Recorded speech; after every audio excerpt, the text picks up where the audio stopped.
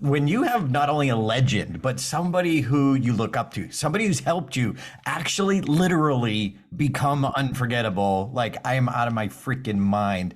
Steve Spangler, if you don't know him, he's the science of engagement expert. I remember this Ellen show. I was watching this Ellen show. And that's before I even knew him. Look at the numbers, unfreaking believable. Like, but what I love is Billions views.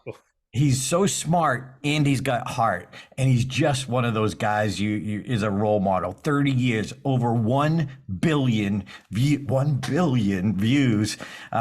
He's been on Ellen 27 times, Guinness Book of World Records, social media numbers, over 3 million followers. I don't know how we got him on. I think God loves us, Darren. God loves us. Amen, brother. That's the only way you can explain it. Not of this earth. Best-selling author, Hall of Fame keynote speaker, just unbelievable. The people in STEM that he influences. Look at these logos, man. I'd be happy to have 2 of them. He just goes on and on. If you've never seen the Mentos experiment where the Pepsi blows up, like that's the first viral video. He made viral video.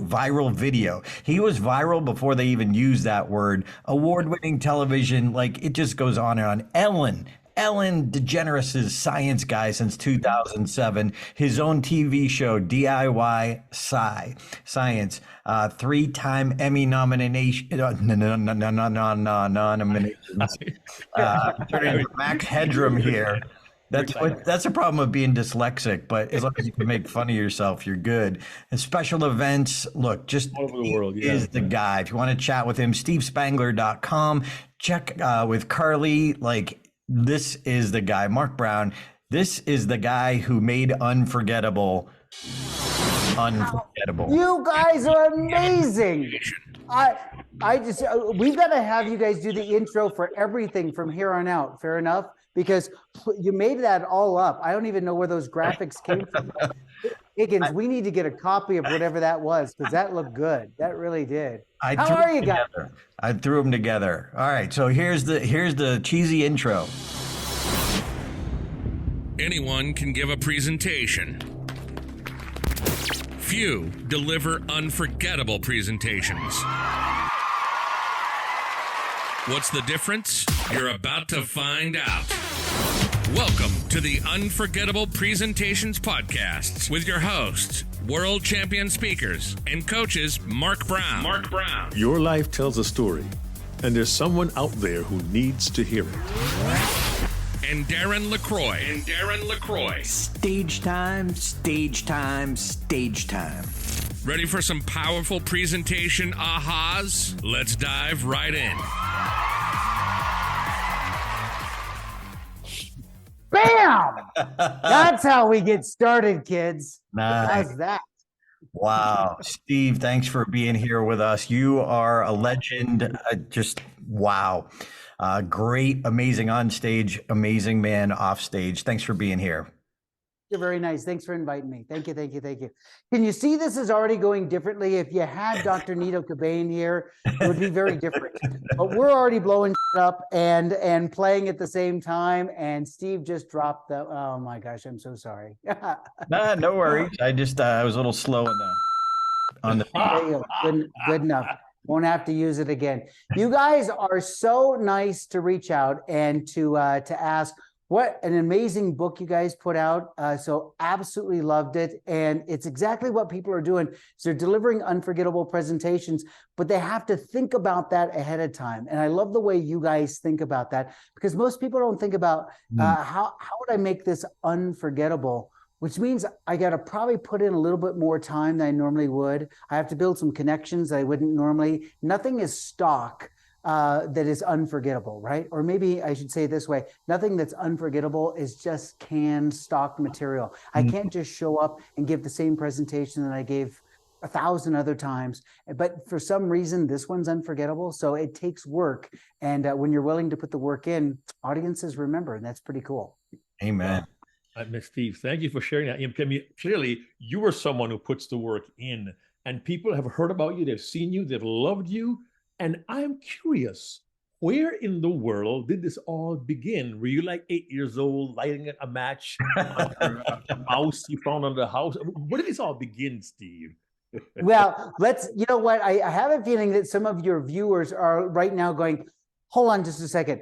Mark and Darren are in a professional office. Steve Spangler is in his kitchen, but we're going to go behind the scenes. Look at this. It's not really our kitchen. So this is our studio house that we have outside of Denver, Colorado. This is kind of where I took up residence, about right here. Higgins, is that about right here? Higgins off camera right now. He's switching and everything. When COVID happened. So this is pretty much where I stood for about 18 months, trying to connect with people who we weren't allowed out to connect. And so it kind of became the place. People think this is like a fake background. There's nothing fake about it. The only problem is if you take a look here and you go, hey, Steve, get something, like there's beakers and flasks and chemicals and the craziest things in here. Yeah, it's not like the real house, because my wife, there's no way they would allow this. So that's where I thought that I would come to you today. And here's part of the secret, Mark, and to start to answer the question for you, this looks approachable. When I'm on, or when I was on, for example, shows like the Ellen Show or other stuff, people are like, well, you got a huge budget and there's a big stage, and I don't do that. And for me to connect with my core group, which happened to be educators from all over the world, I needed to be able to show them I'm doing the same thing. I can't be in my classroom because we're all out of the classroom. So I'll show you at least what I can do for my kitchen. And that brand kind of took off. And that was Pandemic Brand. And but it goes back to something that a guy by the name of Mr. Wizard taught me years ago. The original Mr. Wizard. People who are watching, there's young people that don't even know the words that just came out of my mouth. Mr. Wizard. Mr. Wizard was the original guy, the man. And when I got my very first show with NBC back in 1991, I reached out to him and asked him for help. And he said two things. He says, don't let him put you in a lab coat. He goes, that's a character. People don't connect with characters. They connect with human beings, which I thought was really nice. Brilliant. And the second thing he said was, you notice I don't use beakers. I use mason jars. And I don't wear a lab coat. I wear a sweater. And he says, and notice also that I'm in my garage, not a professional lab. He says, once you make it approachable, people will connect. He was far beyond his time, really, when he was thinking. But, almost 30 years later, I'm sitting there a little bit more, sitting here looking and going, this is exactly what I talk to audiences all over the world about. What happens when you engage and connect through a shared experience? We call that little phenomenon best day ever. And so, Mark, getting a roundabout way of saying it all started with some key moments early on, growing up, doing magic tricks, loving science as a kid. It all kind of fit together because somebody was nice enough to tell me early on that it was okay to follow your passion. Everything else will fall into place, but you got to be happy first, and then everything else will follow. And that's kind of a brave thing. You got to step out and just kind of hope that there's something there, right? Wow. Well, it's funny you mentioned that as a kid, you had a love of science. You mentioned your classroom now becoming your classroom. And people would think an expert in science and doing wonderful things. And by the way, your kitchen has these lovely flowers of various colors, a veritable cornucopia of color. And I'm wondering, those roses to your left look like they're really good artwork. The purple, the blue, the yellow. They don't red. come that way in the store. Yeah. No. You got there. You're so nice. So right now it is we're middle of January. People might watch this a year from now or half, whatever it is. So we're in January. That means that I've got thousands of teachers around the world who are thinking about Valentine's Day, mostly US, but you get some great people who are overseas. They're thinking about Valentine's Day, and they're thinking about it from the standpoint of going, oh, do I have to deal with Valentine's Day? Because for a teacher, they're like, candy and cupcakes, and what do we have to do? And so what we do is we'll, especially now that since we can do this from a video standpoint, I used to do all these live workshops, but now from here, I can show teachers how to create these kind of cool experiences to teach a little science and have some fun at the same time, all themed around Valentine's Day. And then you give us 30 more days and it's St. Patrick's Day. And then a little bit more time and you got April Fools, right? Or whatever. So we use those opportunities to build connections. So for example, if I can show a teacher how you can take flowers like this, these just white little carnations that are here, or white roses or whatever it is, and then turn them into these, tell me that that's not cool. Look at that flower. Is that the coolest thing?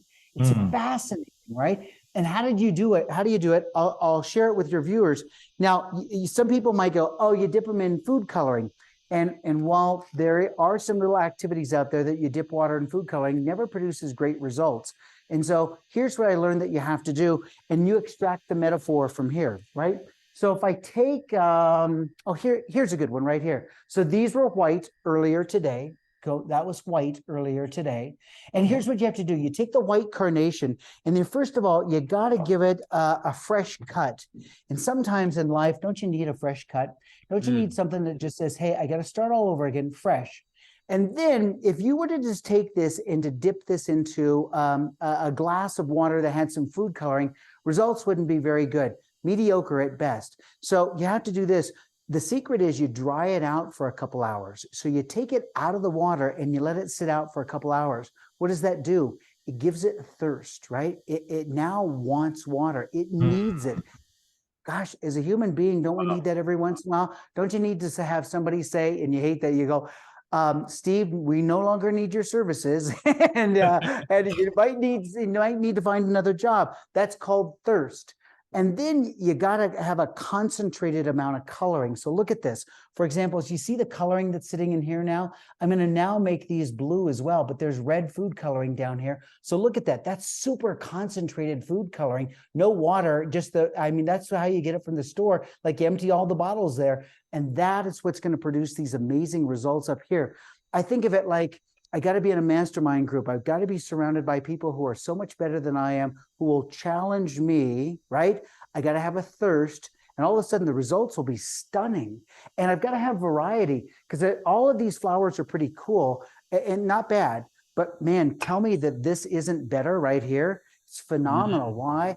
Because there's a little bit of diversity. Isn't there a little bit of just everything going on in here? And that's what makes these stunning. That's a showstopper, because I've never seen anything like that before.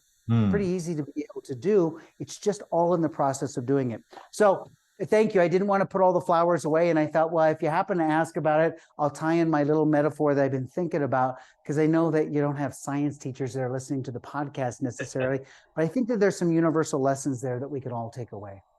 Yeah, and I'm curious how you turn the carnations into roses. Like, that's a magic trick, and that's $4.95. So that see, now sometimes the budget will allow a rose. Isn't that kind of nice? White roses seem to work nicely, and so it's kind of a cool way to be able to do it.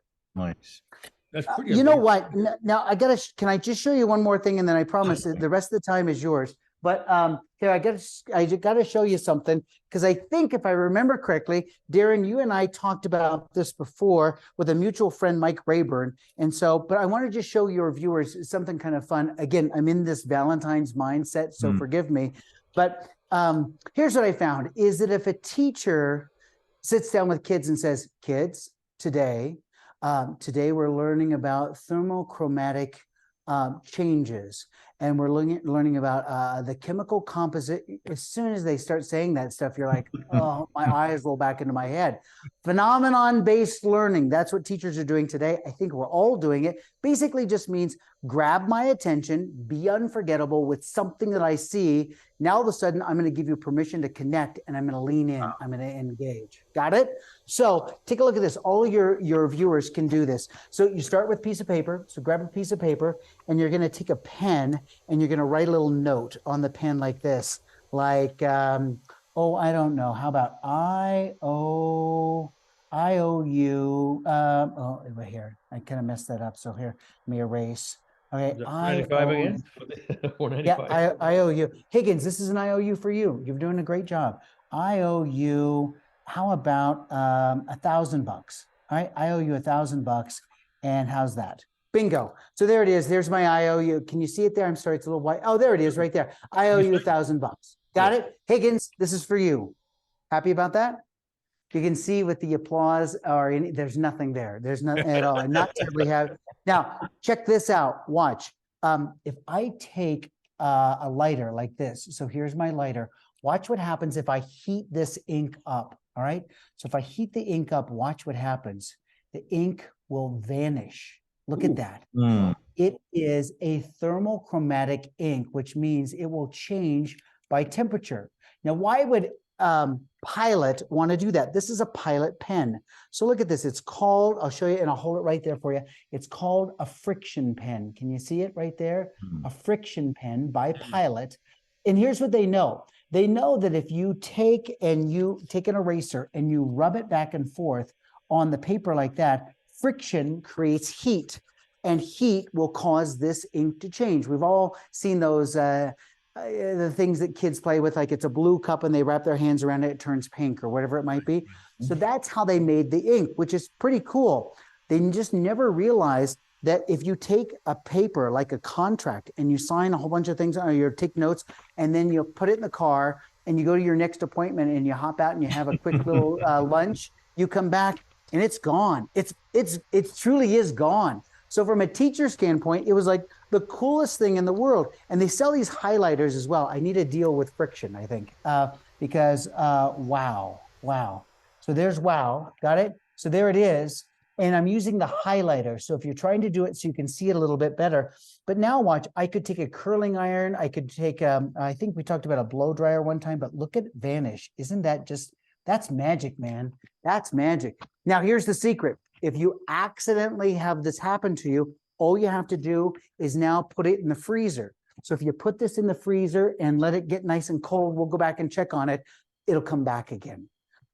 That's phenomenon-based learning. And if you want a kid to learn about something like that and to lean in, they're like totally accessible. You mean I could go to the store and buy a friction pen? Absolutely. There's no trick. There's nothing at all.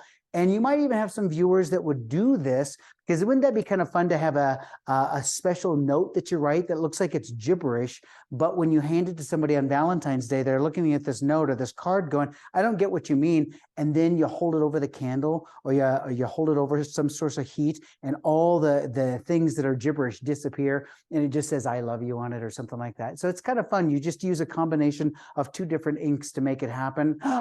Unforgettable. This Valentine's Day would be unforgettable. They will never forget that Valentine's note if you deliver it that way, and some pretty cool flowers. Podcast done, people. Everybody is good. But Darren, you did something with this. Didn't you guys do something with that pen? What'd you do? Absolutely. We had our very first convention called Unforgettable with permission from you, because my church used this idea via Mike. And then I remember calling you for permission to be able to actually use this. So what we did at this idea is at our convention, Lady and the Champs, we literally had these canvases around regular canvas around the convention area, and we had people write down their lies. So on day one, what were the lies you were told when you were young? Those things where people told you can't, you'll never amount to anything. We had even, I don't know if you must know Steve Watson, the football player. Yeah, absolutely. He was told he'll never make it, and he literally wrote it because he was at that convention, wrote down. So we had people write the lies down on day one, and day two, we brought the canvases up on stage.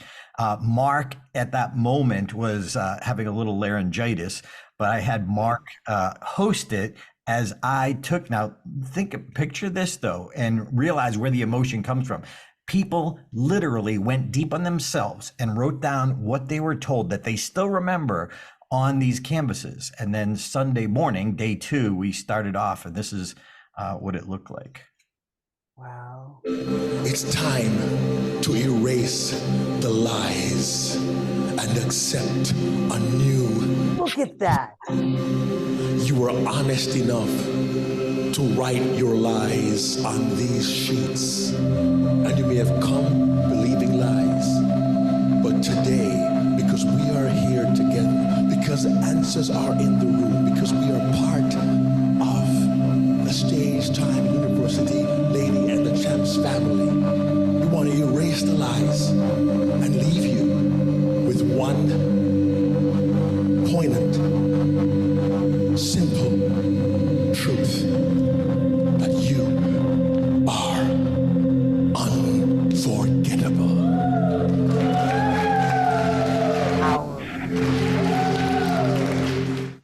Wow. We talked about it, but I've never seen that video. That's super powerful. Mark, this is the greatest moment of this podcast in 2 years. To watch Steve Spangler see one of the ideas he gave to us, and we used it and implemented it. And Steve, I have to tell you, Mike Davis, who was our MC for this event, literally was about to walk on and take over and introduce the first speaker of the day.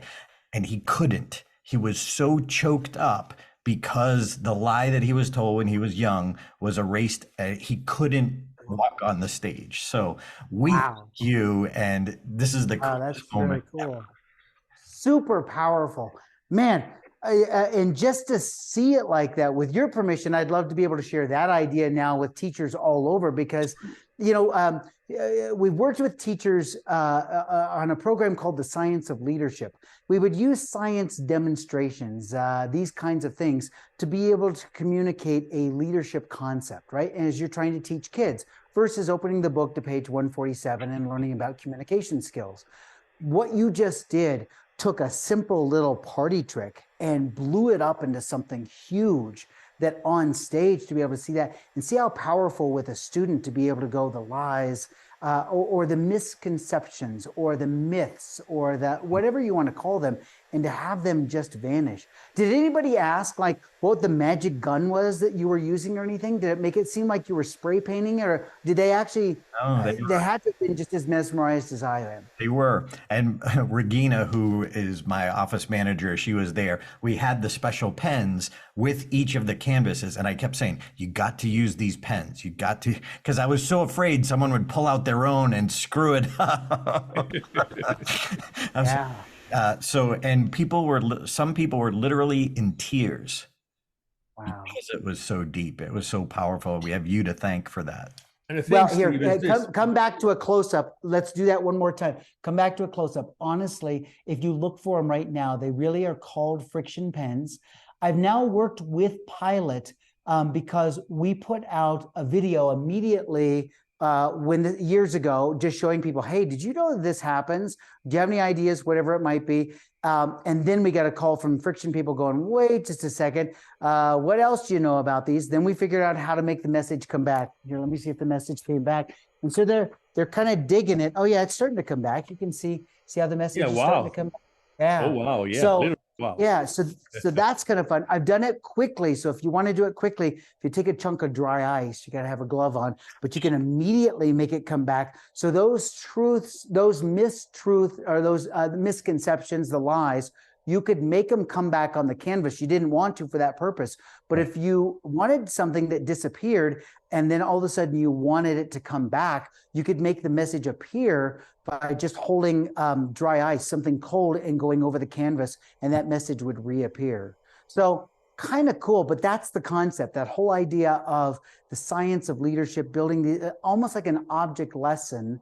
Sometimes object lessons has a kind of a church, a spiritual kind of connotation. So, but you know what I mean here. You're trying to use it as you're creating this idea, this concept that really is unforgettable. And if you see it sometimes and people can do it, that's what makes it viral, is that they're totally approachable. Next time they're at a Staples or an Office Max or something, and they're going through the pens, people who are watching this podcast, I'll promise you, they're looking for friction pens. It's even just a party trick, right? Here, watch this, and it just kind of disappears. It's kind of a cool thing to be able to see. But that's what makes something viral. That's why Mentos and Diet Coke became viral, because what we had been telling kids for so many years as teachers: don't try anything at home, don't do this at home, don't do this. Kids are so tired of it. It was the perfect storm of YouTube was only 3 months old when we put that first video out. 3 months old. So that was great. And we're using Diet Coke and Mentos that are quirky little candy that you can find at the store. Everything accessible. They could connect. They could engage through a shared experience. Totally worked. Totally. By the way, Steve, two things. One, if my head goes down, I'm not nodding off. Okay. I'm taking notes because at the end of the program, I'm going to share some of the gems you shared with us. And number two, I appreciate the question about, did anybody ask how you did that? Here's the power of what that did for us and our speaker family, Steve. They were so moved by the impact of what happened. No one thought it was important to ask how. All they knew was, my lies are gone. I can now live in my truth. And if I can be unforgettable, I'll take every step I can to be there. And the beauty was they were less concerned about the how. What met them was the what.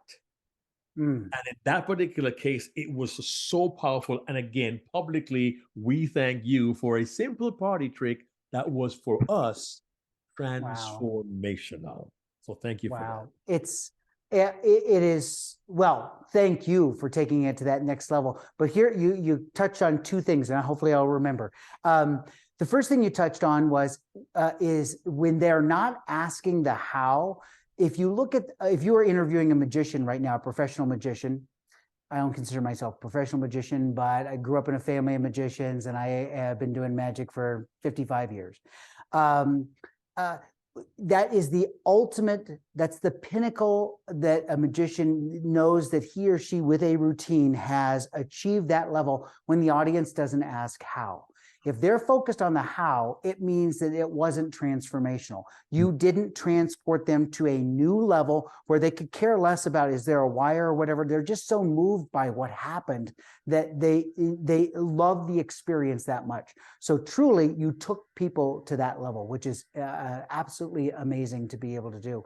And I think that when we take our audiences to that level, when they're not asking the how, but what happened or why did that happen, it takes them to that next level as well. So just absolutely huge. And you know that we talk about it all the time. You know, anything worth doing is worth overdoing. And you actually did it. You overdid that to a point that was just, it really was phenomenal. So can't thank you enough. We appreciate that. You know, and we know you teach teachers, you educate educators, but there may be those who watch and listen to us who do want to ask a how, why question.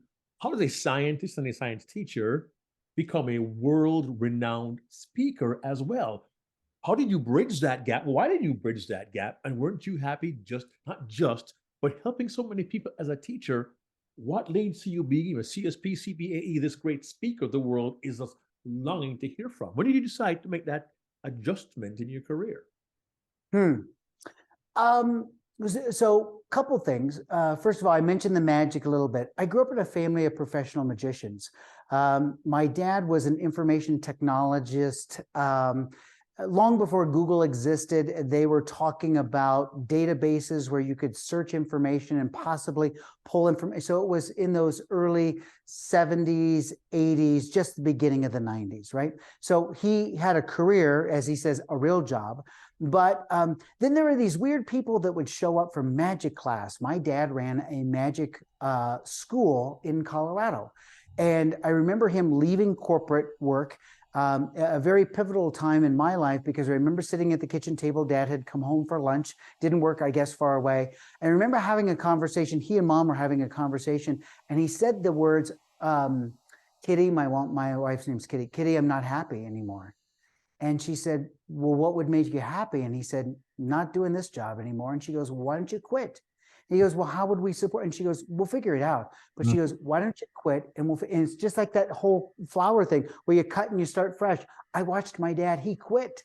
He came home, I guess it took him 2 days because we never went home, or we never went out to dinner, you know, during the week or anything like that. We went out to dinner during the week, and he sat there and told his kids, we were young. He goes, well, I quit my job and we're going to start a magic school.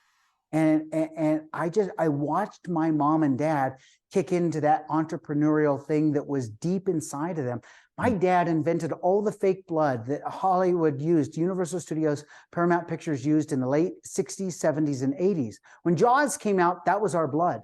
And my mom, dad was a chemical engineer as well. So dad invented this amazing blood. Mom would blend it up. I'd bring kids home and show them the blenders and like, my mom makes blood. social workers will show up at the house back in the day, wondering what that was like. Do you really make blood? And so I grew up. There's this young magician. He was 24 at the time. I'm trying to remember his name. Oh yeah, David Copperfield would come to the house, and before his first special, before ABC had said yes to his very first special, and Dad was a consultant for David. And David went on to do, as you know, just world-class kinds of things. But I was surrounded by magicians. And so I learned to perform. I loved to perform. I worked my way through college performing, met my wife kind of that way. So it was always in me. And when I got an opportunity in high school to meet a chemistry teacher who was kind of doing science and magic to pull us in, it was just the way that he presented those demonstrations. I globbed onto that real quickly. He knew I should be a teacher, so he planted those seeds. So it was a kind of a cool thing. I was able to take my performing presentation skills that I had honed thanks to Mom and Dad and hundreds of magicians and thousands of hours of performing, and transfer that to teaching, but to never lose the authenticity of teaching. I was never just using magic as a little party trick. I was trying to use it to connect a message or to engage the kids more. I was just doing it the way a magician would do it. I didn't realize that there was some educational basis behind that. So I don't know, that's a very long-winded answer to your short question, but that's kind of how the whole thing happened along the way. And the speaking, thanks to people like you and NSA, National Speakers Association, and just great groups of people who taught me to be a better speaker along the way. So I'm still learning every summer.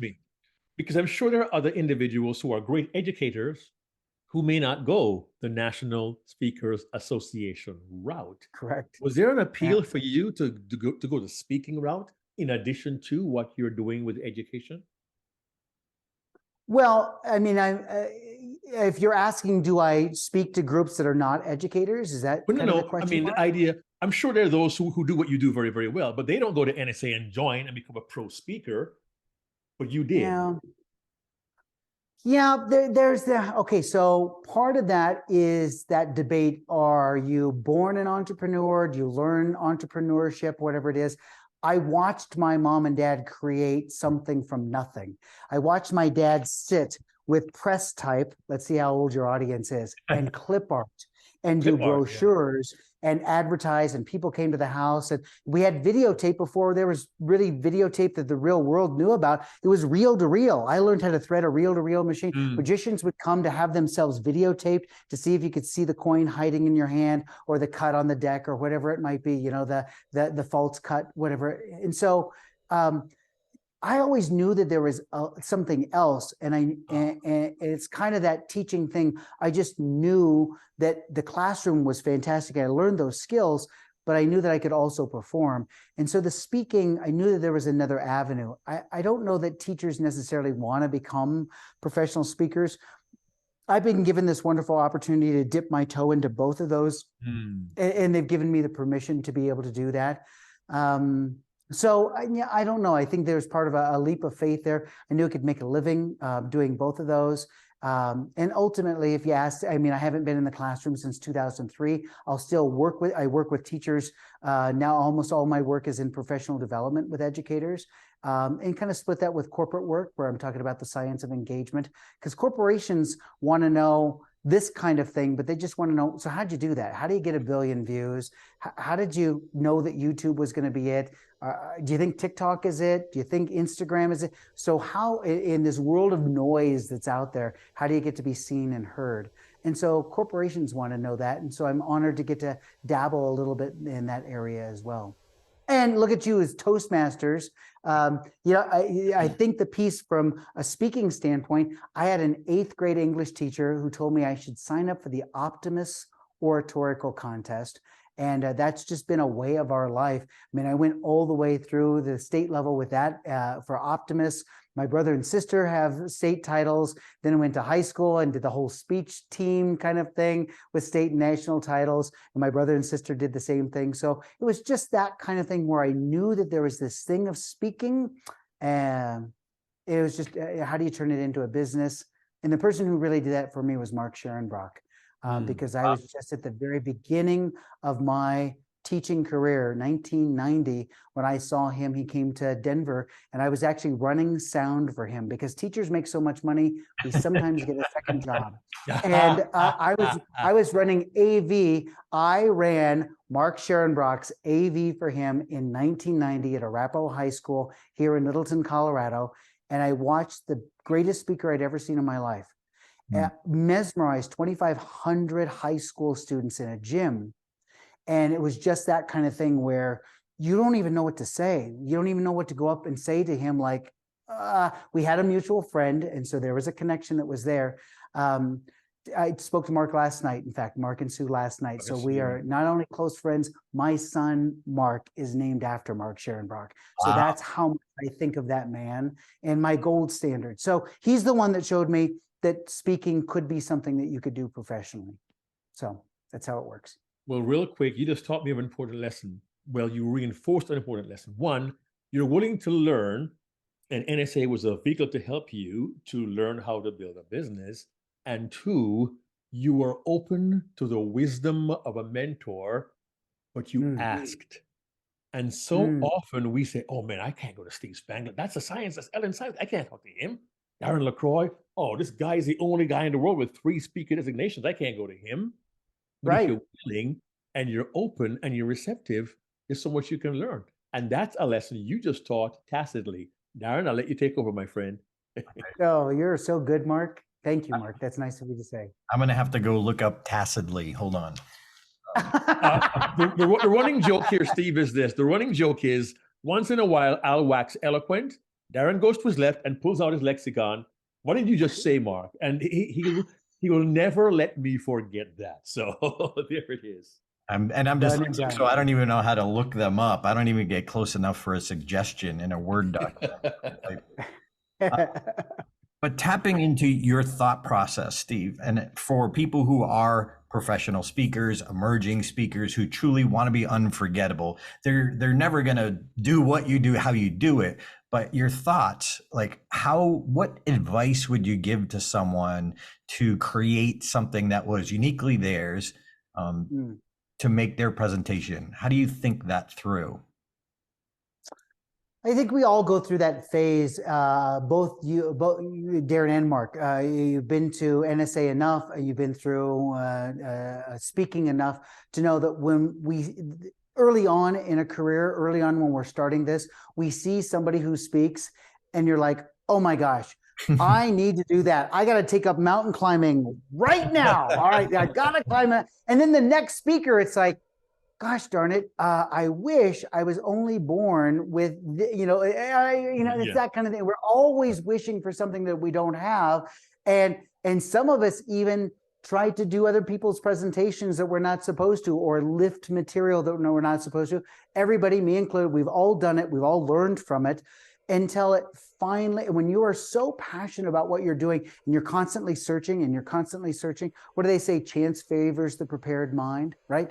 You're constantly looking for that thing that's authentically you. And many times you find it when you're not even expecting to find it, but all of a sudden it hits you like a ton of bricks. You have to, once you find it, it's almost like you have to be willing to go, all right, let's sign on the bottom line. That's it. And you have to be willing to go, that's it. I think I just found it. And for me, I remember I was teaching. I had just come home from doing a Halloween presentation. Long story. I do it in my keynote, but a long presentation. I did a Halloween show for kids. And so I would go around. I told all the teachers at school where I was teaching, I said, I've got a 15-minute science magic Halloween show. If you want me to come to your class, just let me know. That library, when I made the announcement at the staff meeting, turned into the trading floor of the New York Stock Exchange. 9:45, 10:15, I'll take 10:20, blah, blah, blah, blah. So here I'm pushing this around the room. I'm blowing up the pumpkin. The kids are walking on broken glass. It's the smoke thing. It's the gummy bears on fire. It's shocking the kids with this thing or whatever.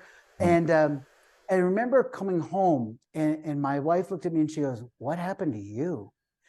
I go, "Honey, you won't believe this, but it's really a pretty fun day." And I gave her the whole rundown of what happened. And sometimes she'll pause before she speaks. That means that she's smart and she's processing. And she looked at me and she said, "Isn't it fun that today you figured out what you're supposed to do for the rest of your life. Wow. Isn't it fun that today that you don't have to worry anymore about why you would get up in the morning? You found it. Now, the thing that you need to do is not deny it. Because I had told her time and time again, I'm not going to be a teacher. How can I support a family? We want to have kids. And well, there's millions and millions of teachers who do very, very well. And I had a mindset that was wrong. And I needed somebody that I trusted to be able to go, this is it. You found it. And so I think that part of your answer is that you got to trust those mentors around you, that when they look at you and go, stop doing the thing with the Indiana Jones, or don't do that thing. Don't do that. Don't do that. Get rid of this. And you're like, this is great material. It doesn't. It sucks. That material sucks. And somebody else already did it. So you got to listen to somebody who's smarter than you are. And then when they go, oh, that's it, do that. And you're like, no, there's nothing there. Oh, they can see. But we have to rely on other people who can see things that we don't see. So that's why if you're not in a professional group, if you're not surrounded by people, if you're not concentrated, look at that, I pulled back the metaphor. If you're not in an environment where you're concentrated with people who are better than you are and smarter than you are, then how in the world could you ever know when to take the advice? You got to put yourself in that vulnerable situation where you're not the best in the room and you're willing to learn. I think that's super, super valuable for me. Every time I go to NSA and I see a Darren LaCroix or Mark Brown, somebody who's on stage who absolutely kills. I mean, when there's a genuine standing ovation, not just we're NSA and we stand up and we clap, genuine standing ovation, it's when Sharon Brock speaks, or you guys, or Jeannie Robertson, or just think of the masters, and that audience is to their feet because you moved them. That's pretty amazing. You now know that you're in the presence of people who are better than you are, and you're in the right place. You can only grow from there. Humbling, and you'll grow. Darren, I need to ask one quick question, because you're gonna lead me to this. You have done so well for so long that you seem flawless. To an emerging speaker, they see you do great. Oh man, I want to be like him. And then something happens and they have a hiccup, a bump in the road, a flub, a flip, and they're like, I can't do this anymore. Well, have you ever been in that place where you thought, oh, I bombed? What advice would you give to someone who comes to you and says, I'm done. I made a mistake. Yep. I messed up. What do you say? You been there? More times than you can ever imagine. And I think that if we're speaking to speakers, now let me look just directly in, and I'm talking to you right now. If you're a speaker, you can't go home to your significant other, your spouse or whatever, after you've stepped off stage and you did a great presentation, right? And we say it all the time, you killed or whatever it was, but just you connected. It was one of those crazy ones. And you go home and you go, honey, sit down. I did it. It was the best ever, because here's what my wife does. She goes, it's time for you to take out the trash. So take out the trash now. And if you could get that, and I'm leaving and you can take care of the kids, because it's not that they don't love you and they don't care. They're not in that mindset. I can pick up the phone and call Darren. I could call Patricia Fripp. I could call Mark Scherenbrock. It used to be Earl Room. I can call those people and go, I had a good one today. And they're like, all right, tell me all about it, because we all know what that feels like. And those are fleeting moments sometimes, because more often than not, I can pick up the phone and call those people and go, you got to talk me off the ledge, man, because I did 45 minutes and I knew after the first 3 minutes, it was horrible. And it was all I could get through the next 42 minutes because it was so bad. I bombed huge. Help me. And we need to be around those people who can help us get through those tough points. We only learn from those bombs. I mean, on stage, when you bomb and it hurts so bad, you just know I'm going to do everything possible that I never get to that point again. So what do I need to do to never hit that again? I'll do the same thing with teachers. I'll say to teachers, statistically in education, the dropout point for a teacher is at years 3 and 7. Ask the actuaries, they know from their little tables. So we'll have superintendents who will book me to come in to just speak to the third year teachers, for example. And the goal is get them to sign their freaking contract, just get them to say yes. Because if we can get them to 4, then that's 7. You get them to 7, they're a lifer. Can you imagine that? If you were 7 years as a teacher, the likelihood of you doing this for your entire career is well in excess of 90%, or at least it used to be. So you can see how valuable that is. And so, there will be times when I'll say to a teacher, you've got to have a confidant, somebody that you can turn to, that you can just say, today was a horrible day. I don't think I can make it through it. And for both of you, as a dad now, I never used to be sappy, now I am. But my son, who is a first-year teacher, he is teaching for the very first time in the Denver Public Schools. He's coming home. He lives at home because he's a smart kid. He's saving his money. But I see him sitting there at the dinner table, sometimes almost in tears, sometimes in tears, going, I don't think I can do this, Dad. I can't connect with these kids. And the next day he comes home and he's on cloud 9, like, it worked, man. I don't know what it was. And you try to debrief it with him, but you need to have somebody there that guides you through those ebbs and flows. We all need it, whether, we're talking about stage time or just in our lives, And for some of us, that could be somebody who's in our church. For some of those, it could be just a great friend, a confidant, could be a spouse, could just be a family member. But we have to be able to connect with people who get us at that point in time. That's why the speaker thing, people don't get teaching as well. And so that's why you have to be able to talk to a teacher who goes, I don't connect. Because the non-teacher is like, I don't know, just pick another lesson. And I don't get it. That's not what we're talking about. And the same thing with speaking. So hopefully that kind of makes sense, because I can't think of, I can personally picture right now in my mind hotel rooms with me sitting on the edge of the bed, calling somebody before cell phones, calling one of those confidants to be able to go, I'm supposed to do a breakout tomorrow and the keynote was horrible. What do I do? And to have somebody who will at least talk you through those hard times to get you through that next 24 hours. Wow. Pretty tough. Yeah. Critical. So if you're not a member of NSA, National Speakers Association, you might go and check that out. And we would love you to check out Stage Time University, because that's what we built, is our own little community because of those moments. I remember, I don't know, Steve, if you knew Rick Siegel at all. No. He was a chapter president back in New England in the 90s when I was just getting started. And I remember I bombed, I failed. It was like my first big corporate presentation for like $500. And I just said, I bombed, I failed, they hated me. And he said, so? I'm like, how do you argue with so? Like, I didn't. Right. But he, he talked me off the ledge, and I was literally going to walk out the room and never, ever do it again. So I think we need to surround ourselves. So as we start winding down, what would you define a moment in a speech, or like to try and help us search for this, the unforgettable moment? What do you think defines that or creates that? Sometimes we don't know what it is, and you wait for the audience to tell you what it is, and it just happens. Early on in my speaking career, my wife, Renee, would go, and I'd be speaking to a group of teachers, and many times I'm doing like a half day, full day workshop, and you'd start at 9 a.m. and she knew that there'd be a break at 10:30. And in the teaching profession at the time, most of those people were females. My wife, she'll kill me for telling you this, would go to the bathroom, would go into a stall and occupy the stall waiting for people to come in, because she would get all the intel that she needed by just being in the bathroom. Nobody had any idea that it was Renee. And she'd come back to me and she'd go, listen, cut this because they think that sucks, but they really liked this or what. And she would tell me what they liked and what they didn't like. And it was interesting. And she always would sit in the back of the room. Mark Schoenbrock says that Sue does the same thing for him, not in the bathroom, but she'll sit in the back of the room, constantly takes notes. She could deliver Mark's speech better than Mark delivers the speech, but she's constantly looking, and she looks at heads. And she looks at heads, and she looks at the point in time when people turn to each other. They're not disengaging from you. They're engaging at a higher level because you just triggered something in them, and they got to share it with the person next to them, and then they're going to come back to you. And I do this thing in my education keynotes called Best Day Ever.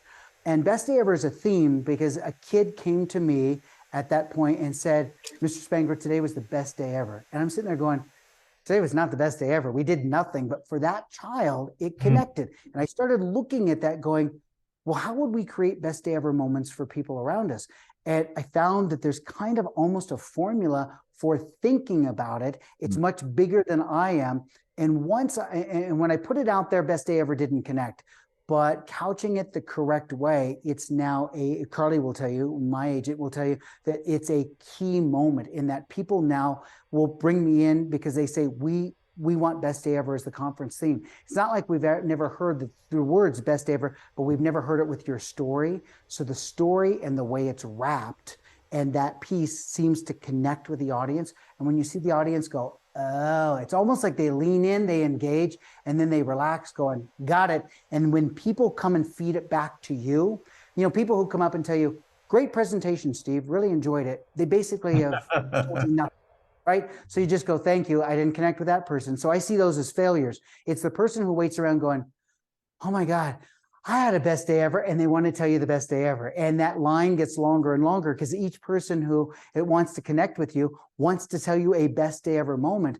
Well, best day ever, that resonates, right? And so to answer your question, I think that it's those moments we have to be willing to listen to what the audience connects with and then go with that and go, whoa, wait, what was that? Stand-up comics do it all the time. I mean, you see the good ones who tell you that they come off stage and they write like a fiend, right? Because it's same material that they've done for the last 10 weeks, but tonight it connected because they paused right before they did this and then and it connected and they got to recreate that moment. And as speakers, when we can do that over and over and over again, it's the difference between an amateur and a pro, right? And those clients hire us because they want that best day ever moment delivered at that time so their audience experiences it as well. And thank goodness we got great people around us that can tell us that's the moment that you connected. Do more of that, less of that. Brilliant. I'm going to brag on Mark for just a quick second. I don't know if you know this about Mark, but his World Championship speech in 1995, 7 minutes, he turned it into an Emmy-nominated program about bullying for school kids. And he literally 200 times a year was speaking at schools and just amazing. Watching Mark with a high school audience and a grade school, middle school audience mesmerized. I watched him here. I'm like, I can't do that. You hire me for a high school or something. I'm like, no, thank you. Call Mark. I know. But amazing skill, Mark. That's the pinnacle. And it's so funny inside baseball.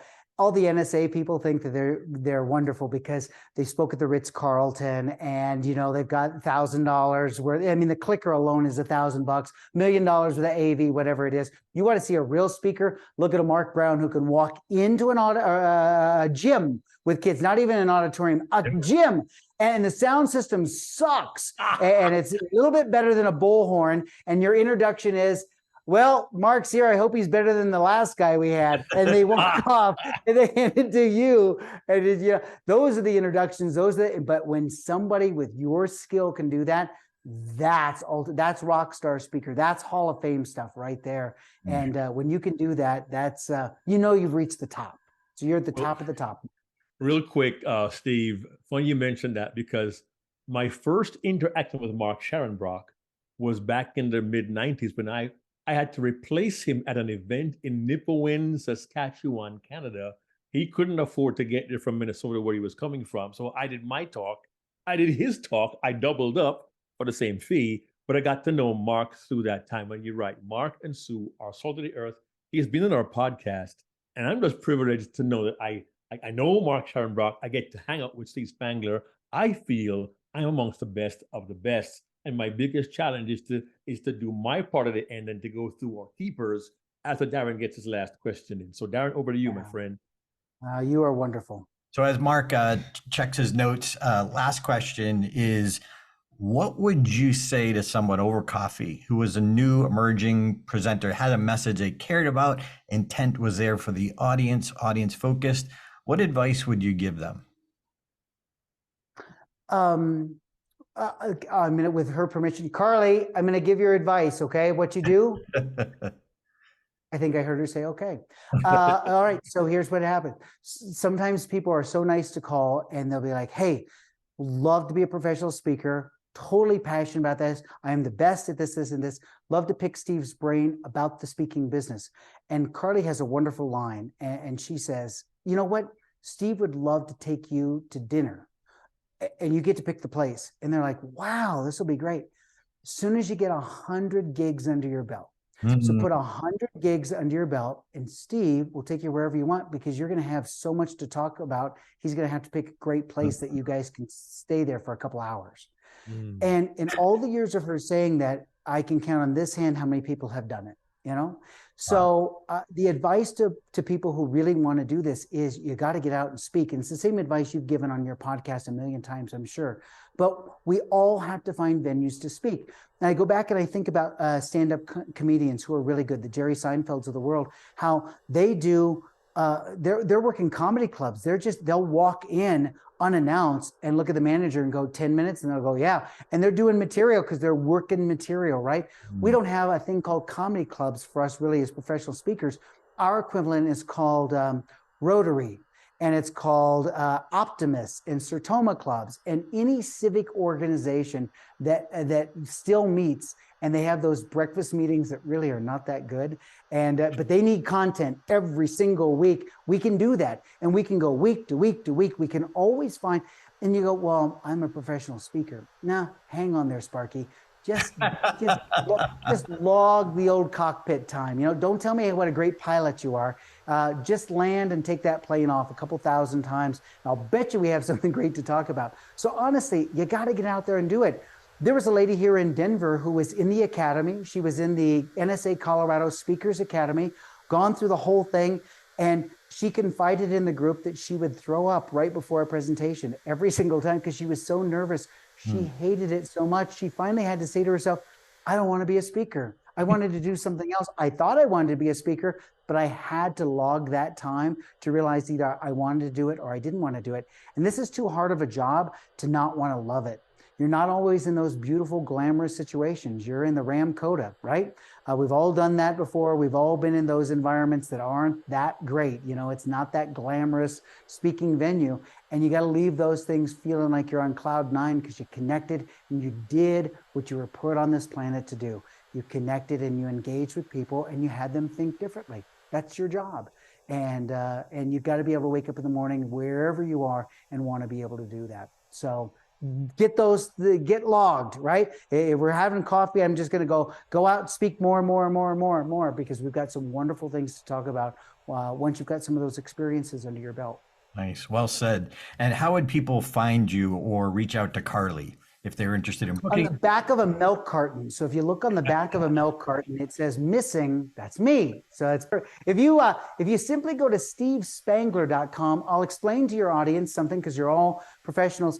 I owned a company called Steve Spangler Science. It was my product company. My wife and I created that company and grew that company for about 25 years. And we sold that company in 2018.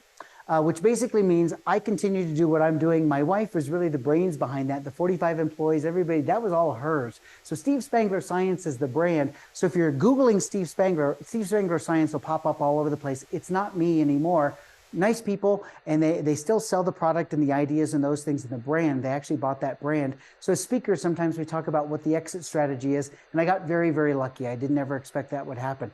But if you want to connect with me, I'm just Steve Spangler. So if you go to stevespangler.com, you'll find me, or on Instagram at Steve Spangler. That's always me. And would love to connect with you in any way that we can. Connect with Carly that way as well. And just stevespangler.com, and it'll get you right to Carly, and would love to have a conversation. Awesome. Thank you, Steve. Mark Brown, what do we got for keepers here? I got a mouthful. First golden nugget. People don't connect with characters. They connect with human beings. So be approachable. Have a thirst for knowledge and learning, and have the right support around you. Be a part of a mastermind. Be willing to soak up the food coloring, okay? Never use your skill as a gimmick. Always serve your audience. Be willing to ask for help and ask, what can I learn to be a better entrepreneur, better speaker, better fill in the blank? Don't deny your purpose for being on this earth. Have a confidant to bear your heart. Wrap a conference theme within a story and share that with your audience. Listen to what connects with your audience and create moments for them and for yourself. Don't brag that you're a great pilot. Log the cockpit time. I like that. Engage your audience. Get your audience to think differently. and then you'll be unforgettable. And Mark, Holy fright. That is the synopsis. What are you going to say, Darren? What are you going to say after he does that? anything worth doing is worth overdoing. Yes. You have to get the audience's attention with a visual to get permission to connect. Love that. And Mark, you said this, but you didn't attribute the wisdom to Renee Wisdom, which is it's your job not to deny it. Love that. Love that. Love that. Love that. Steve, thank you for being here. Just thank you. You're awesome. And Thank you. any way we can help you, please ask. You need somebody to come clean your studio, just ask. I'll fly in. You just did. You know what you did? You gave me, I'm going to go back because you're going to send me this wonderful podcast. I'm going to share it with people in my little world as well. But that synopsis that you just did, the last 2 minutes, that was the gold for me, because you didn't just take the words that I said, but you spun them in, that you made it make sense to you, and you gave me that gift back. That's the greatest gift you could ever give somebody. So I'm going to go take that last 2 minutes and really absorb that, because there's a lot of wisdom in there that came from you guys, from your perspective. So you already did. Thank you for the gift. Nice. And now every time I watch Jaws, I'm going to be like, that's the Spangler's blood. That's it. I'm hoping That's it. That's not food. That's food coloring behind you and not blood. But hey, thanks for being here. Join us next week for another episode from Insights that they'll make us think as well. Steve Spangler, thanks for joining us. Check out stevespangler.com. See you next week. Hey there, this is Darren LaCroix. Thanks for checking out this podcast episode on YouTube. If you want all of them, not every one is on YouTube, check out your favorite podcast platform so you don't miss an episode. Keep being a sponge so you can be unforgettable. Check out StagetimeUniversity.com, where good presenters become unforgettable.